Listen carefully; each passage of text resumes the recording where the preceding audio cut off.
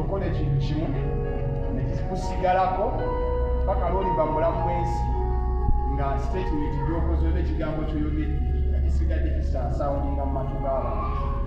So tosobola kugamba abantu abafaananako bwe tuti n'ogamba nti tuleekaana ne be tuleekaanira tobimanyi. Naawe ne munno omulala nga beetaga kitumba amaanyi oyo kalina okukumaakuma naye nga baakuma tuyambye nnyo eggwanga.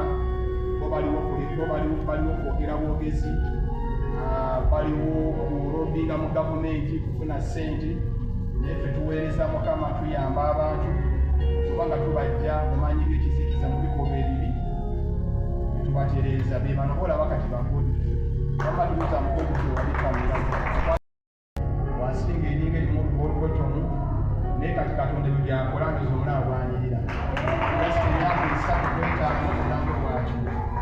Kanisa z'abalokole zino era njagala okutegeeza mukulu Katikkiro wa Buganda nti zino kanisa tozizanyirangako, zikoze omulimu gw'otasobola kukola, ziyambye abantu bangi, ziwadde abantu future. Ababadde bagenda okweteekamu emiguwa tebagyetaddemu, ababadde bagenda okunywa obutwa tebabunywedde, kati ssaawa zino baagobye abantu ku makubo, abadde bakolera mu zikantini, abasinga baddukidde mu kanisa mbalaba tubazzaamu amaanyi, tubazzaamu okukkiriza, ate tugenda kukya bumu nemwera mutereere embeera mugimanyiire era abamu tanzigimanyira. Mukama yeebazibwe.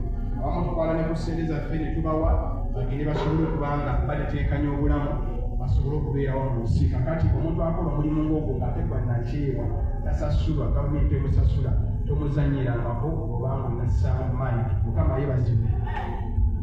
Ani ategeera kye ngamba?